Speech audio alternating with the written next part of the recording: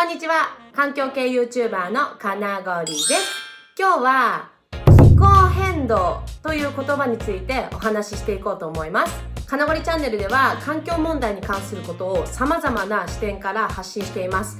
ぜひチャンネル登録をよろしくお願いします。かなごり、気候変動という言葉を聞いたことがありますか？地球温暖化とセットで聞くことが多いと思います。地球は全ての生き物が幸せな暮らしを保つために絶妙な温度を保っています。太陽の熱が地球を温めます。そして太陽の熱が宇宙に跳ね返って地球を涼しくします。そのバランスがうまくいって初めて過ごしやすい温度を保ってくれています。地球の表面の温度が上昇する現象をすなわち地球温暖化と言います。地球温暖化とその影響のことをまとめて気候変動と呼ばれています。地球に住む私たちに影響を与えるとっても深刻な問題です。ちなみに気候変動と一緒に気候危機っていう言葉もよく聞きませんか？この言葉は私たちが思ってるよりも気候変動が急速に進んでいて、一刻も早く対策を打たなければ手遅れになってしまう。そんな考えから気候変動よりも緊急性を上げて使われるようになった言葉を気候危機と呼びます。さて、話は一旦戻って、気候が変動するとどうなるのか、私たちの生活にどう影響があるのか。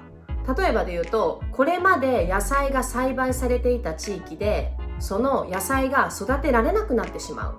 あとは海流が変化して特定の地域で魚が取れなくなったり、台風などが発生して異常気象が発生しやすくなる。気候が変動する要因としては自然の要因と人的要因があります。この2つによって気候は変動しています。先ほども言った通り、地球の温度のバランスが崩れると気候に変化が起きます。実は地球の気候は以前にも何度も変化してきています。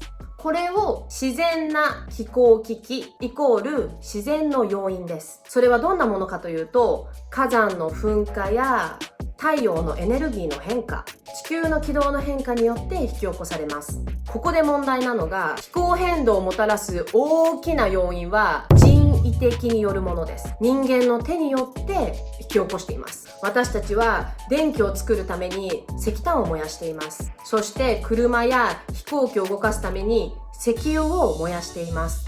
化学物質を使っていろいろなものを作ったり、たくさんの木を切り倒して穀物を育てたり、食べ物を調理するためにガスを使ったり、埋め立て地にたくさんのゴミを捨てている。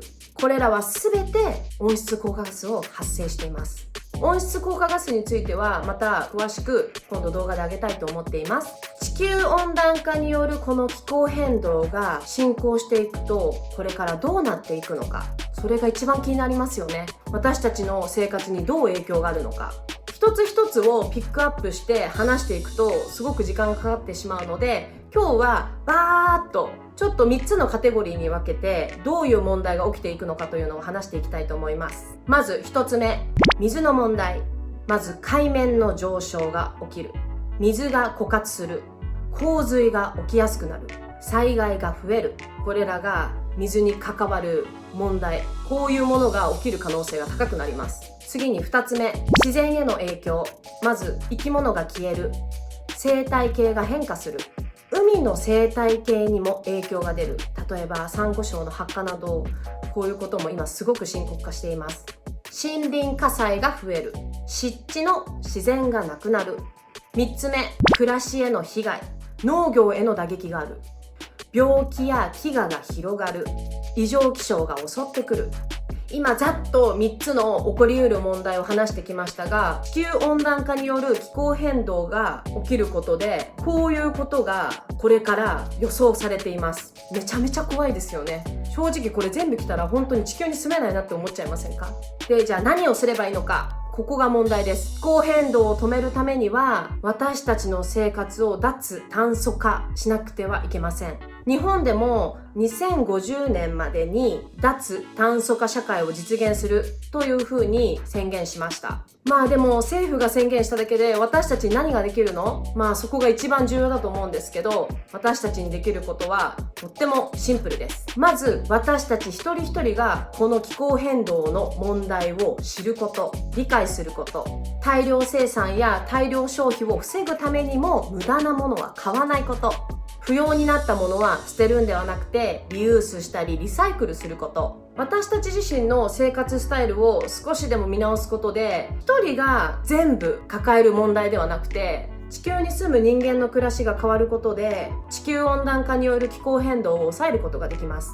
一度だけ自分の生活を振り返ってみて、今自分に何かできるのか、どんなことができるかなっていうのを考えながら生活してみるのはとても素晴らしいことだと思います。私も引き続きエコな暮らしを心がけてやっていこうと思います。なのでみんなでやりましょう。はい、今日は気候変動について話してきました。ちょっとざっくりした説明だったんですけど、少しだけ分かってもらえましたか？こうやって一つ一つの単語って聞くと難しいけど、意外と理解すると、あ、そういうことだったんだって思ったりすると思うので、またこういうちょっと単語をピックアップしてこういう動画を作れたらなと思っています。今日も最後まで動画を見てくれてありがとうございました。また次の動画で会いましょう。さようなら、バイバーイ。